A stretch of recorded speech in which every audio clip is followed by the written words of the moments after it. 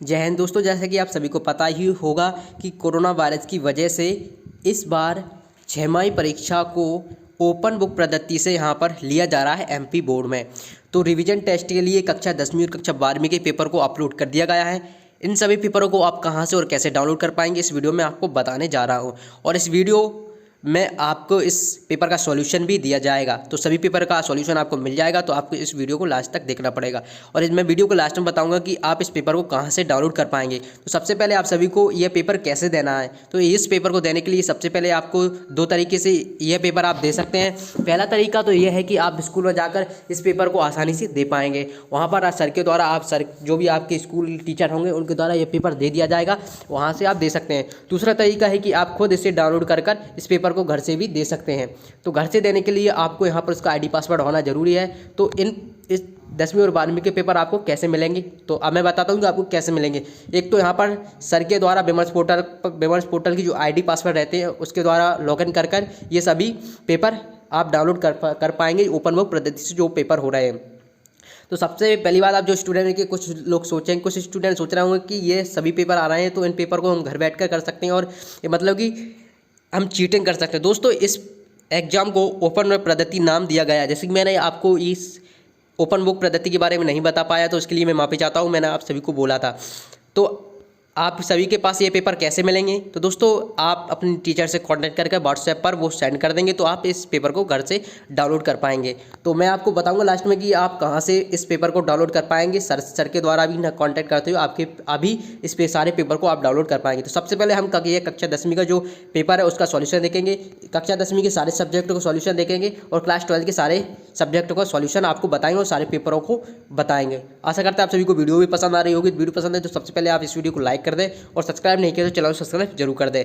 और इस पेपर को डाउनलोड कैसे करेंगे मैं वीडियो के लास्ट में बताऊंगा, तो बने रहिए इस वीडियो में। तो यहाँ पर हमारा फर्स्ट क्वेश्चन है, सही विकल्प चुनकर लिखना है आपको, ठीक है। तो पहले 3 के प्रथम 5 गुणजों का योग होता है, तो इसका पहला ऑप्शन हो जाएगा 45, ठीक है। तो इसमें आपको 45 कर देना है। दूसरा क्वेश्चन है कि 0, -2 और 5 वाले बहुपदों की संख्या है, ठीक है। तो ये आप यहाँ पर देख सकते हैं कि शून्य कितने हैं, 2 दिए हुए हैं, ठीक है। तो घात कितनी होगी, 2, तो यानी बहुपद कितने, 2 होंगे, ठीक है। 2 से अधिक नहीं हो सकती, 3 नहीं होगा और 1 भी नहीं होगा, ठीक है। इसके बाद तीसरा, इसको आपको आंसर कमेंट बॉक्स में बताना है। चौथा देख लेते हैं, अगर इसको आप सॉल्व करेंगे तो आपको क्या है, कुछ इस प्रकार से वैल्यू मिलेगी, x⁴ + 1 - x², ठीक है। अगर आप इसमें घात कितनी है, अधिकतम 4, तो इस अधिकतर 4 मूल निकलेंगे इसके, ठीक है। इसके बाद चलिए नेक्स्ट देख लेते हैं। वैसे आप इसको सॉल्व भी कर देख सकते हैं। इसके बाद नेक्स्ट है, यदि रैखिक समीकरण का कोई युग्म संगत है तो इसके आलेख की रेखाएं होंगी, ठीक है। तो इसका आंसर हो जाएगा क्या, जो प्रतिच्छेदी और संपाती होती हैं, जिसमें प्रतिच्छेदी में क्या अद्वितीय हल होता है उस प्रकार से रेखाएं होती है और संपाती बिल्कुल उसी के ऊपर से रेखाएं आती हैं। तो जो इसमें युग्म होता है वो संगत होता है, ठीक है। इसका आंसर ये वाला हो जाएगा। वैसे तो ये आपको क्या रिवीजन टेस्ट है, ये आप स्वयं कर देख लीजिएगा। फिर मैं इसमें इसको आंसर आपको बता देता हूँ, ठीक है। इसका √2 संख्या है, तो √2 एक क्या अपरिमेय संख्या है। इसके बाद नेक्स्ट है कि किन्हीं 2 संख्याओं के लिए LCM × HCF बराबर होता है। तो आप फॉर्मूला जानते हैं कि 2 संख्याओं का गुणनफल बराबर होता है LCM × HCF। तो यहाँ पर आपको क्या 2 संख्याओं का गुणनफल लिख देना है, 2 संख्याओं का गुणनफल, ठीक है। इसके बाद नेक्स्ट है, सभी वर्ग होते हैं तो ये क्या समरूप होते हैं। एक द्विघात समीकरण में बहुपद की अधिक से अधिक शून्य हो सकते हैं, तो अधिक द्विघात समीकरण में अधिक से अधिक 2 ही शून्य हो सकते हैं। इसके बाद नेक्स्ट है, प्रेमिका एक सिद्ध किया हुआ होता है, तो इसका क्या मेरे ख्याल से कथन होगा, आप कमेंट बॉक्स में बता सकते हैं, अपनी राय दे सकते हैं।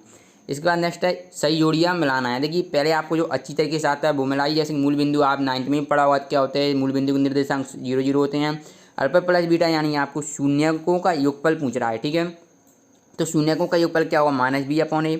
और x³ यानी यहाँ पर घात कितनी 3 दिख रही है, यानी कि अधिकतर पावर 3 है, तो क्या ये एक त्रिघात बहुपद होगा। अब यहाँ पर आप देखिए कि यहाँ पर c = dq + r दिया है, यानी ये टोटली a = bq + r का रूप दिया, यानी कि यूक्लिड विभाजन प्रमेय, ठीक है। तो ये कब लागू करते हैं, जब जो r की वैल्यू होती है वो क्या 0 से बड़ी होती है और b से छोटी होती है, ठीक है। तो यहाँ पर आप देख सकते हैं कि इसका जो आंसर रहेगा ये वाला हो जाएगा, जो r की वैल्यू है 0 से है, क्योंकि यहाँ पर c की जगह a दिया हुआ है और b की जगह d दिया हुआ है और टोटली वही रूप है, ठीक है। और यूक्लिड विभाजन जो कि एल्गोरिथम है, इसका आप ये वाला कर दीजिएगा। चलिए नेक्स्ट देख लेते हैं हम।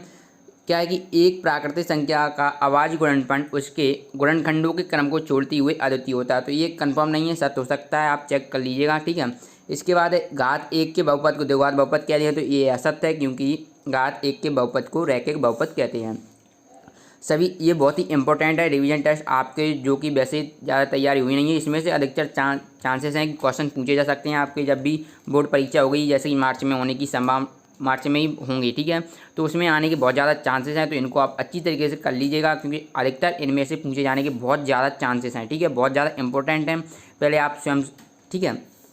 चलिए अब नेक्स्ट देख लेते हैं। क्या है कि सभी सर्वांग सम आकृतियाँ समरूप होती हैं परंतु इसका विलोम सत्य नहीं है, तो ये बिल्कुल कथन सत्य है, इसलिए ये सही होगा। एक द्विघात समीकरण ax² + bx + c = 0 दिया हुआ है, ठीक है। दो भिन्न वास्तविक मूल होते हैं यदि आपको क्या b² - 4ac is less than 0, ठीक है। तो भिन्न वास्तविक मूल तो होते हैं, लेकिन अगर जो वैल्यू, जो d की वैल्यू 0 से कम होती है तो वास्तविक नहीं होते, क्योंकि अगर जो d की वैल्यू 0 से अधिक होती है तब होते हैं वास्तविक, ठीक है।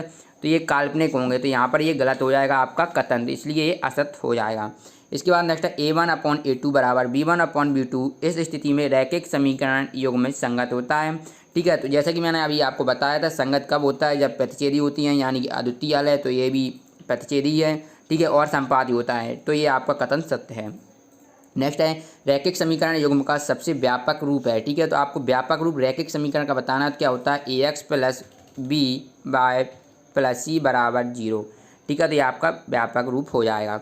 दो आकृतियाँ जिनके आकार समान है परंतु आवश्यक रूप से अमाप समान ना हो क्या कहलाती हैं, तो ये क्या समरूप आकृतियाँ कहलाती हैं, क्या समरूप आकृतियाँ, ठीक है। इसके बाद नेक्स्ट है यदि द्विघात समीकरण ax² + bx के शून्यक अल्फा और बीटा हो तो शून्यकों का योग व गुणनफल लिखना है, ठीक है। शून्यकों का योग क्या होता है, अल्फा प्लस बीटा बराबर होता है -b/a और गुणनफल होता है अल्फा इंटू बीटा बराबर c/a, ठीक है। तो ये आपको लिख देना है। इसके बाद नेक्स्ट है पाइथागोरस प्रमेय का कथन आपको लिखना है। तो सभी जानते हैं कि जो कर्ण का वर्ग होता है, मान लीजिए कि मैंने यहाँ पर कर्ण c माना है, कर्ण का वर्ग बराबर और जो अन्य दो भुजाएं हैं उसकी योग के बराबर होता है, ठीक है। तो अन्य दो भुजाएं मैंने मान लीजिए a है और एक कोई b है, तो इन दोनों के वर्गों के योग के बराबर होता है, ये वर्ग है, ठीक है। तो यही आपका जो पाइथागोरस प्रमेय का कथन है। इसके बाद नेक्स्ट है समरूप आकृतियों के दो भिन्न भिन्न उदाहरण लिखना है। तो एक तो ये हो जाएगा कि सकेंद्री वृत्त, ठीक है, क्या जिसके केंद्र समान है तो वो समरूप ही होगा, बट चाहे छोटा हो या बड़ा हो। मान लीजिए ये एक वृत्त है और ये एक, इसी में एक और वृत्त है, लेकिन इसके एक केंद्र है, इसके लिए वही है, और यानी दो केंद्र इसके दोनों के लिए समान है, तो वे की आकृतियाँ भी समान होंगी। और दूसरा अगर आप लिखना चाहें तो बहुभुज आप लिख सकते हैं कि समबाहु त्रिभुज, ठीक है, समबाहु त्रिभुज जिसकी भुजाएं अलग, देखिए समबाहु है तो भुजाएं तो समान होगी, लेकिन त्रिभुज चाहे ऐसा उससे हमें मतलब नहीं, ये इस प्रकार हो या इस प्रकार या बड़ा हो, लेकिन क्या वो समरूप होंगे, क्योंकि इसकी जो सामने पहले ही बोल दिया कि ये समबाहु यानी इसकी भुजा बराबर है, ठीक है। चलिए क्वेश्चन हैं, आप देख लीजिएगा, इसको आप सॉल्व करके देखिएगा। अगर नहीं आते तो कमेंट बॉक्स में बताइए, तो आपको सॉल्यूशन भी बहुत जल्द प्रोवाइड करा दिया जाएगा, ठीक है। इस प्रकार से आपको ये पेपर है यूक्लिड विभाजन प्रेमिका का प्रयोग करके किसी धनात्मक पूर्णांक का वर्ग। देखिए वैसे यूक्लिड विभाजन एल्गोरिथम अगर आप पता हुआ तो ये हटा दिया गया, लेकिन फिर भी ये क्वेश्चन पूछा गया है, पता नहीं, चलिए देख लेते हैं। फिर भी इन्होंने ये पूछ दिया कि यूक्लिड विभाजन प्रमेयिका का प्रयोग करके दर्शाना है। इस प्रकार से है, आप जरूर इसको सॉल्व करें, कुछ भरोसा नहीं है, कोई सा भी क्वेश्चन दे सकते हैं, ठीक है। तो आपको सभी वैसे अच्छी तरीके से करना है, वैसे ज़्यादा टॉपिक नहीं हटाए गए हैं। अगर जिन लोगों को पता नहीं क्या क्या हटाया गया तो लिंक मिल जाएगी डिस्क्रिप्शन बॉक्स में, वो आप वीडियो देख सकते हैं आसानी से, ठीक है। चलिए अगर वीडियो अच्छा लगे तो वीडियो को लाइक करें, अपने दोस्तों के साथ शेयर जरूर करें। मिलते हैं नेक्स्ट वीडियो में, धन्यवाद।